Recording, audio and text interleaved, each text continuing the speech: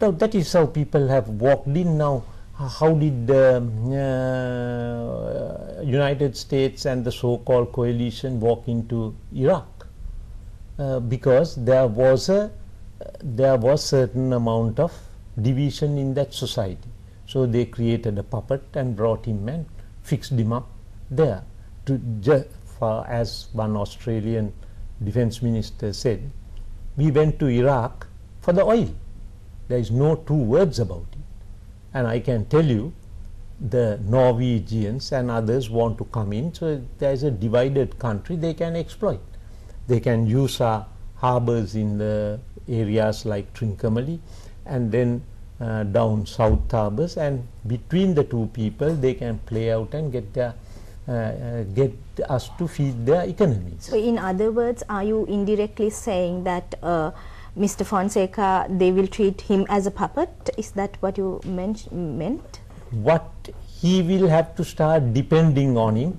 Now we have seen in countries where United States is backing. United States backed fully Musharraf's government, military government in Pakistan. Not only United States, whole of Europe backed it, till he became unpopular. So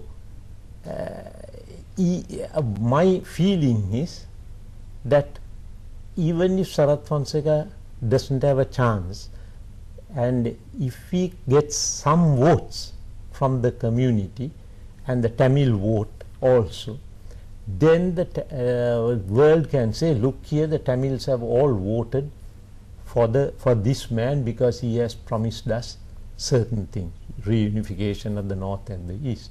I have my own feelings about the provinces. I will elaborate that when the time comes. But I feel this will be the argument.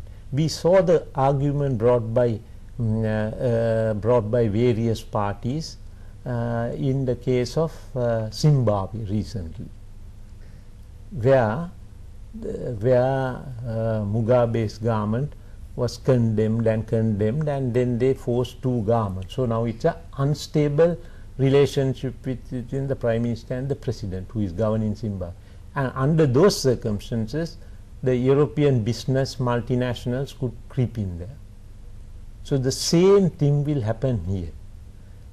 While President Mahinda has demonstrated in the last 4 years how we can make use of all these fractions, all these international dealers and dealers to our benefit, like what any country with proper leadership will do. If you want to say that, how he made brought money from Iran. Iran was our friend, China was our friend, Pakistan was our friend, but at the same time we were friendly with India. On one side, we were friendly with all the other countries. It's only the European Union and the United States and Canada who tried to focus this as somewhat of a ethnic war. But the actual war which was there in the last 30 years was there. They were trying hard to divide the country for their own benefit. But if we could sort of work arrangements and facilitate support from Iran, Pakistan, India, being their friends and getting the best use of them, why can't the US and also EU also think about it in the same lines? Why would they want to divide and destabilize the government and sort of creep in, as how you explained? And why would they sort of manipulate the politics on the ground to do that? Because have you ever seen any other country, have you ever come across what is called a free lunch? No one gives a free lunch, and we have seen that in our aid programs. We haven't benefited by any of this so-called aid, unless we made the aid to come into us when we want it. Aid has been demonstrated recently by a professor in Africa, that aid hasn't done any good to Africa for the last 50 odd years. same as aid hasn't done any good to Pakistan, Bangladesh or even Sri Lanka till Mahinda came into power and wanted aid to come in on our conditions rather than on their conditions. Why they give us something on the other hand and hold us back on our policy decisions on the other things is well demonstrated. I can quote the example of what the Germans did for the maternity hospital at Karapitiya. Now if you go to Karapitiya, you could see the maternity hospital completely only the foundations being put after 5 years after the tsunami. They promised the best hospital in the southern hemisphere to be built according to German standards at that place, because the former German Chancellor was here, Kohl was here during the tsunami, and it was undertaken and it was promised by the German ambassador at that time that it will be built like this from this foundation.